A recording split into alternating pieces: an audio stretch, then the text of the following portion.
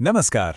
तो competitive exams की तैयारी करने वाले सभी एस्पिरेंट्स के लिए आज का ये विश्लेषण एकदम एक्सपर्ट रिव्यू गाइड की तरह होने वाला है। आज हम राजस्थान के क्षेत्रीय विकास कार्यक्रमों पर ध्यान केंद्रित करेंगे। परीक्षा के पॉइंट ऑफ व्यू से अगर देखा जाए तो लॉन्च ईयर्स, फंडिंग के अनुपात और टारगेट डिस्ट्रिक्ट जैसे हाई यील्ड फैक्ट्स को एक जगह और सही ढंग से समझना लिटरली गेम चेंजर साबित होता है। तो चलिए बिना टाइम वेस्ट किए सीधे कंटेंट में उतरते हैं। आज के इस विश्लेषण का फ्रेमवर्क कुछ इस तरह रहेगा।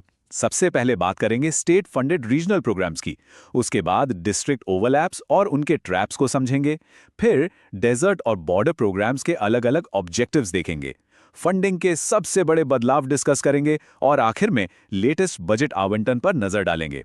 इस स्ट्रक्चर के हिसाब से चीजों को मेमोराइज करना काफी आसान हो जाएगा। तो शुरुआत करते हैं पहले सेक्शन से, स्टेट फंडेड रीजनल प्रोग्राम्स, यानी ऐसे कार्यक्रम जिन्हें पूरी तरह से राज्य सरकार ही चलाती है।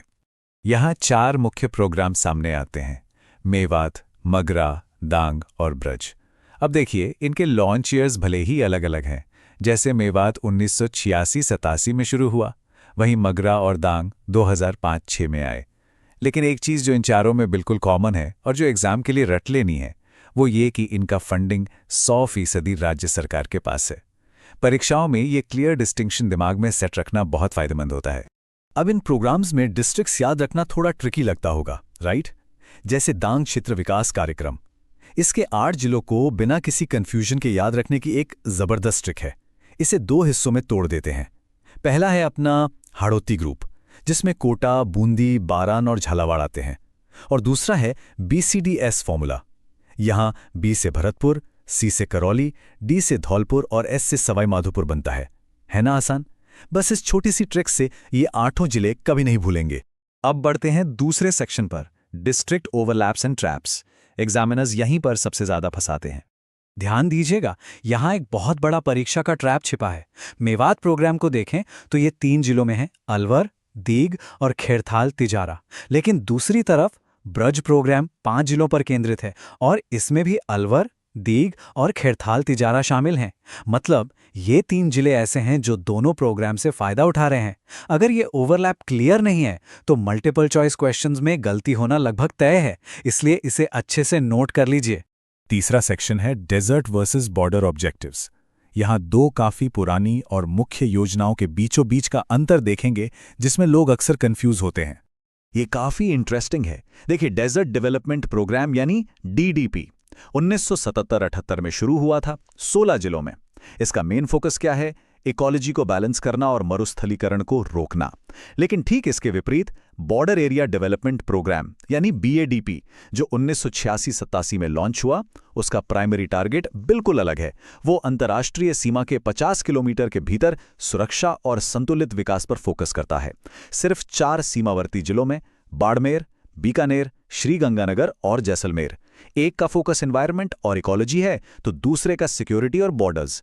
ये कॉन्सेप्चुअल अंतर बिल्कुल क्रिस्टल क्लियर होना चाहिए।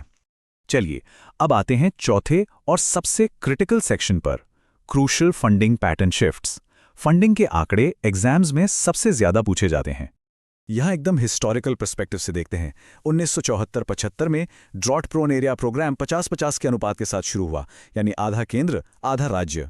फिर 1977-78 में डेजर्ट डेवलपमेंट प्रोग्राम पूरी तरह 100% केंद्रीय फंडिंग के साथ आया। लेकिन सबसे बड़ा टर्निंग पॉइंट आता है 1 अप्रैल 1999 को। इस दिन एक मैसिव शिफ्ट हुआ और इन दोनों योजनाओं का फंडिंग रेशो 75-25 तय कर दिया गया। 75% केंद्र का और 25% राज्य का। ये तारीख और रेशो दोनों टिप्स पर होने चाहिए। वहीं अगर बॉर्डर एरिया डेवलपमेंट प्रोग्राम की बात करें तो इसका वर्तमान फंडिंग स्ट्रक्चर थोड़ा अलग चलता है। राजस्थान जैसे सामान्य राज्यों के लिए ये मॉडल 60-40 का है, यानी 60% पैसा केंद्र सरकार का होता है और बाकी 40% राज्य सरकार का। लेकिन रुकिए, इसमें एक छोटा सा कैच है। जब यही सेम सीमा क्षेत्र विकास कार्यक्रम पूर्वोत्तर यानी नॉर्थ ईस्ट के 8 राज्यों में लागू होता है तो वहां फंडिंग का रेशियो सीधा 90-10 हो जाता है। पूरा 90% केंद्र का हिस्सा। ऐसे एक्सेप्शंस ही तो होते हैं जो सीधे एग्जाम पेपर में आते हैं। इन पर खास फोकस रखना चाहिए। और अब आखिर में चलते हैं 5वें सेक्शन की ओर, latest budget allocations. Current affairs के हिसाब से ये सबसे हाई स्कोरिंग एरिया होता है। तो नवीनतम बजट में एक काफी बड़ी घोषणा हुई है, पूरे 150 करोड़ रुपए। ये बड़ा आवंटन एकदम नई योजना मुख्यमंत्री थार सीमा क्षेत्र विकास कार्यक्रम के लिए निर्धारित किया गया है। इसका मेन एम ही ये है कि अंतर्राष्ट्रीय सीमा के पास रहने वाले परिवारों को बेहतर सुविधाएं मिल सकें। 150 करोड़, ये फिगर डायरेक्टली ध्यान में रखना है। इसके अलावा जो पुरानी योजनाएं हमने अभी डिस्कस की थीं, दंग, मगरा, मेवात और ब्रज क्षेत्र विकास योजनाएं, इनके लिए सम्मिलित रूप से 100 करोड़ रुपए का कंबाइंड बजट अनाउंस हुआ है। मतलब इन चारों क्षेत्रों को एक साथ ये फंड अलॉट किया गया है। और टीएसपी एरिया यानी जनजातीय क्षेत्रों के समग्र विकास के लिए 75 करोड़ रुपए का बजट रखा गया है। ये राशि गोविंद गुरु जनजातीय क्षेत्र विकास कार्यक्रम के तहत खर्च होगी और याद रखने वाली बात यह है कि इसका पूरा 100% खर्चा राज्य सरकार खुद उठाएगी। चलिए, इस विश्लेषण को खत्म करने से पहले तैयारी परखने के लिए एक आखिरी और मजेदार सवाल देखते हैं। जनवरी 2006 में राजस्थान रिलीफ फंड शुरू हुआ था।